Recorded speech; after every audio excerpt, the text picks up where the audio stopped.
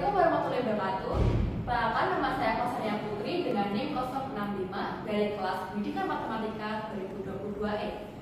Pada video kali ini, saya akan menjelaskan mengenai sejarah bahasa Indonesia yang menjadi keunggulan Indonesia sebagai bangsa dalam sudut pandang generasi muda, serta prospek bahasa Indonesia di masa mendatang bila dihubungkan dengan disiplin ilmu yang dipelajari sekarang. Pertama-tama, apa sih bahasa Indonesia itu? Bahasa Indonesia adalah bahasa nasional dan resmi digunakan di seluruh Indonesia. Bahasa ini merupakan bahasa komunikasi resmi yang diajarkan di sekolah-sekolah dan digunakan untuk disiarkan di media elektronik dan digital. Sebagai negara dengan tingkat multilingual, terutama trilingual teratas di dunia, mayoritas orang Indonesia juga mampu bertutur dalam bahasa daerah atau bahasa suku mereka sendiri, dengan bahasa yang paling banyak dituturkan adalah bahasa Jawa dan Sunda, yang juga memberikan pengaruh besar ke dalam elemen bahasa Indonesia. Dengan begitu, bahasa Indonesia masuk sebagai salah satu bahasa yang paling banyak digunakan atau dituturkan di seluruh dunia. Selain dalam skala nasional, bahasa Indonesia juga diakui sebagai salah satu bahasa resmi di negara lain Asia Tenggara, seperti contohnya adalah negara Timor Leste. Bahasa Indonesia juga secara resmi diajarkan dan digunakan di sekolah, universitas, maupun institusi di seluruh dunia, terutama di Australia, Belanda, Jepang, dan lain-lain. Indonesia memiliki keterikatan sejarah yang panjang dengan bangsa-bangsa Eropa, khususnya sejak era kolonialisme. Bangsa Indonesia sendiri memiliki banyak kata serapan yang berasal dari bahasa Eropa, terutama berasal dari bahasa Belanda, Portugis, Spanyol, dan Inggris. Bahasa Indonesia juga memiliki kata serapan yang berasal dari bahasa Sanskerta, Tionghoa, dan Arab. Sedangkan dasar dari bahasa Indonesia baku adalah bahasa Melayu Riau. Untuk penamaan bahasa Indonesia diawali sejak dicanangkannya Sumpah Pemuda pada tanggal 28 Oktober pada tahun 1928 untuk menghindari kesan imperialisme bahasa apabila nama bahasa Melayu tetap digunakan sebagai bahasa persatuan bangsa Indonesia.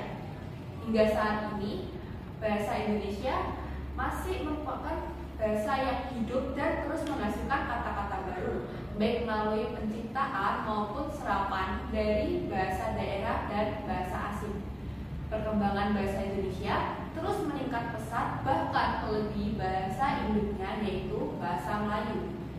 Bahasa Indonesia memiliki keunggulan historis, hukum, dan linguistik. Bahkan di tingkat internasional, bahasa Indonesia telah menjadi bahasa terbesar di Asia Tenggara dan persebarannya telah mencakup 47 negara di seluruh dunia. Sebagai generasi muda, tentunya kita harus bangga melihat bangsa Indonesia mulai dikenal dunia, terutama dalam bidang bahasa. Keunggulan ini akan menjadikan negara Indonesia sebagai negara yang dikagumi dan dihormati oleh negara lainnya. Karena bahasa Indonesia telah tersebar di 47 negara dunia, maka bahasa Indonesia sangat berpotensi untuk menjadi bahasa resmi PBB pada tahun 2045. Hal ini seperti yang dikatakan oleh Menteri Pendidikan dan Kebudayaan kita, Bapak Nadiem Makarim. Bahasa Indonesia pada masa-masa mendatang juga diharapkan agar lebih menampakkan peranannya dalam kehidupan modern.